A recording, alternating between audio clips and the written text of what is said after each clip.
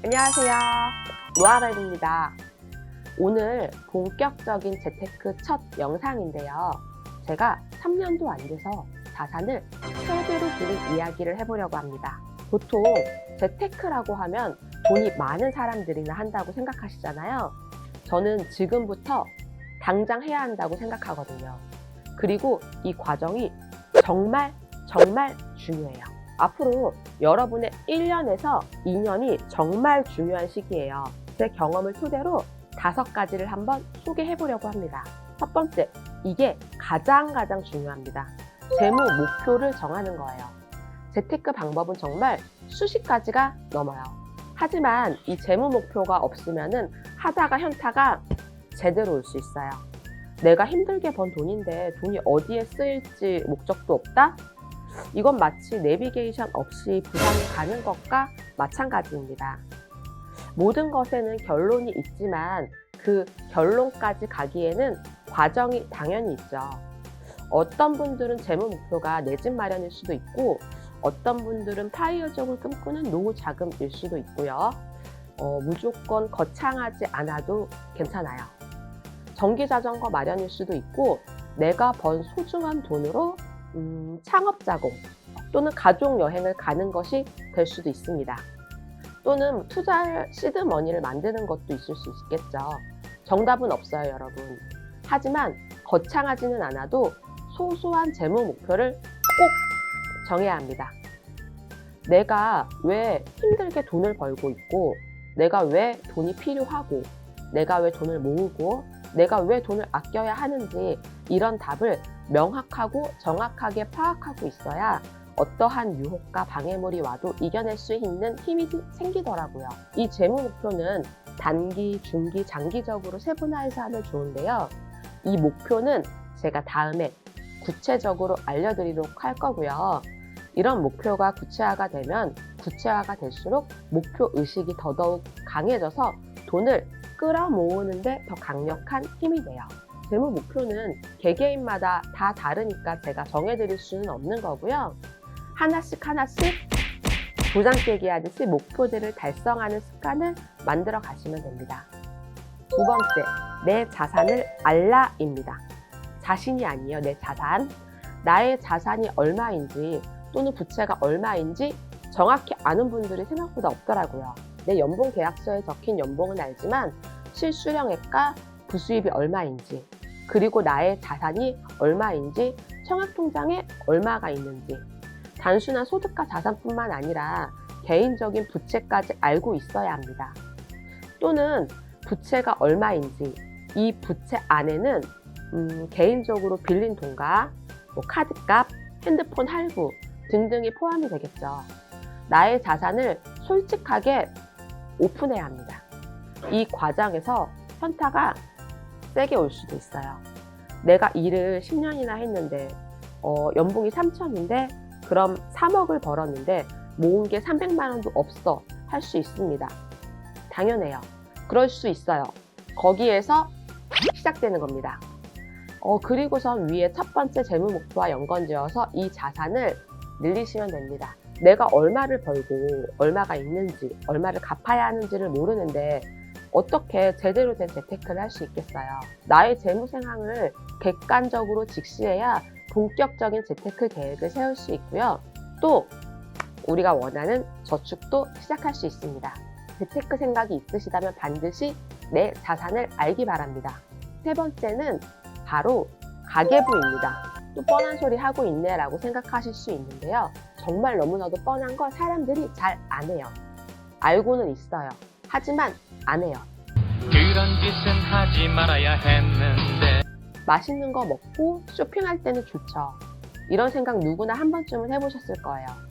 큰 물건을 산 것도 아니고 그렇다고 비싼 사치를 한 것도 아니고 단순히 점심값, 커피값, 인터넷 쇼핑, 친구들과 모임 등 나름 사치 안 하고 이제 몇천 원, 몇만 원 정도밖에 카드를 안 썼는데 심지어 부담될까봐 나는 무이자 할부도 했어. 이제 카드 결제일이 다가올수록 막 심장이 두근거리고 카드 통지서에는 카드값이 공이 여러 개 있던 경험 저만 있나요? 이제 와서 후회한들 뭐하리. 본인의 고정 지출, 유동 지출 등이 얼마인지 가계부를 쓰면서 알 수 있고요. 나의 지출 습관에 대해서도 알 수 있습니다. 또한 이미 나는 가계부를 쓰고 있어 하는 분들도 분명히 있으실 거예요. 이미 가계부를 쓰는 분들 중 대다수의 분들이 단지 기록, 마치 다이어리를 쓰듯이 쓰는 분들이 대다수이실 거예요. 결산만 하시는 거죠.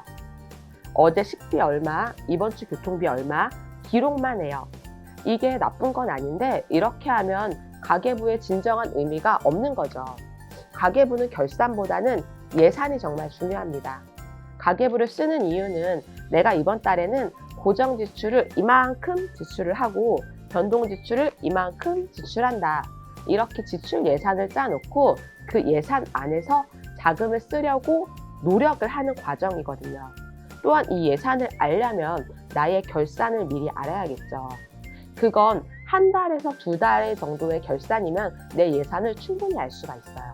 그 결산을 보면 나의 고정 지출과 변동 지출을 알 수 있고요. 가계부를 쓰는 법도 추후 제가 나중에 설명을 드릴 건데 고정 지출에는 교통비, 통신비, 보험비 등 매달 고정적으로 나가는 지출을 의미하고 변동 지출은 이제 품위유지비, 외식비, 여가비, 문화생활 등 변동적으로 나가는 지출을 의미해요. 우리는 이 변동 지출을 먼저 줄여 나가야 하고 이 변동 지출을 줄이다 보면은 고정 지출도 줄이는 방법이 나옵니다. 이 지출들을 줄이는 방법에 대해서도 추후 설명드려 보려 합니다.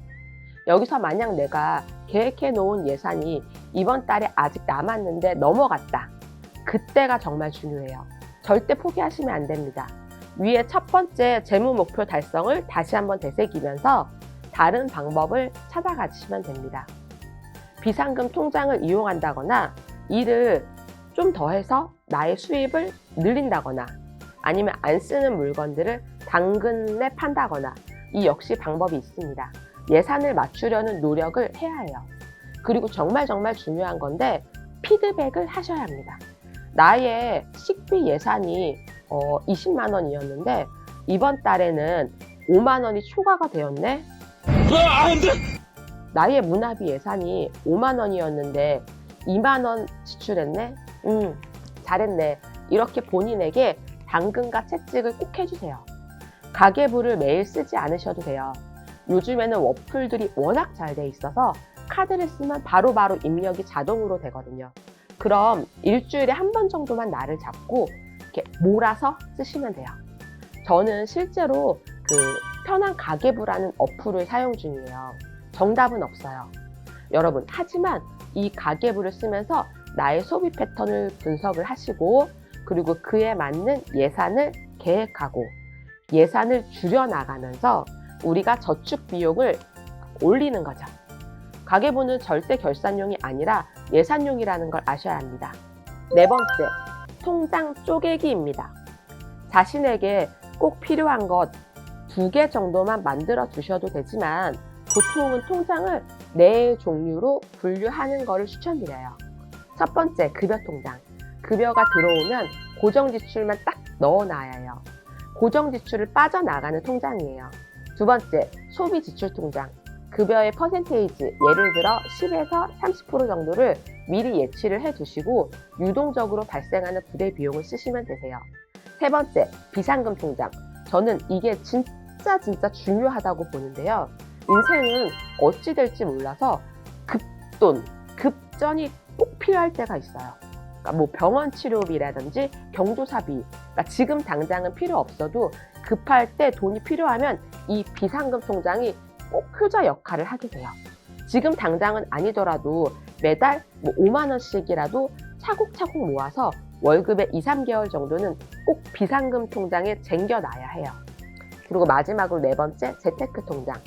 기존에 적금이나 청약 통장이 있다면 추가로 세이프박스라든지 CMA 등으로만 만들면 돼요.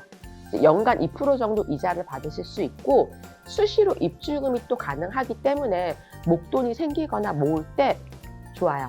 카카오뱅크의 세이프박스가 좀 더 접근성이 용이하더라고요. 가장 중요한 점은 이제 선저축, 후소비의 선순환이에요. 저축 금액에 따라 남는 금액 안에서 소비를 하는 습관을 만들어줘요.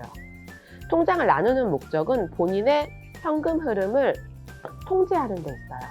5번째는 공부예요. 이 나이에 내가 무슨 공부야 라고 생각하실 수 있지만 자산을 늘리는 방법은 크게 2가지가 있어요. 적게 쓰는 것, 그리고 더 버는 것이죠. 위에는 적게 쓰는 법에 대해서 말씀드렸다면 이번에는 더 버는 법이에요. 금융이라면 막상 어렵게 생각하시는 분들이 많은데 하나하나 차근차근 하시면 돼요. 요즘에는 정보의 호수잖아요. 우리가 조금만 관심을 갖고 기울여도 뭐 금융 관련, 재테크 관련 서적, 유튜브, 칼럼, 기사들이 정말 많아요. 처음에는 어렵더라도 하루 딱 10분에서 30분 정도만 금융 공부를 해주시면은 그 시간들이 복리처럼 쌓여서 미래의 나에게 보답을 꼭 하게 돼요. 꼭 금융 공부가 아니더라도 본인의 몸값을 올릴 수 있는 공부를 해주셔야 해요. 정보만큼이나 많은 게 또 몸값을 올릴 수 있는 강의가 많아요. 예를 들면 클래스 101이나 클래스 U 같은 강의도 있고 유튜브나 책에서 나의 몸값을 올릴 수 있는 것들을 하나씩 꼭 찾아보세요. 지금까지 제가 재테크 기본 5가지를 소개해 드렸는데요. 사실 부자가 되기 위해서 해야 할 일은 몇십 가지가 넘어요. 하지만 핵심들을 일단 요약해서 대략적인 흐름만 알려드렸고요.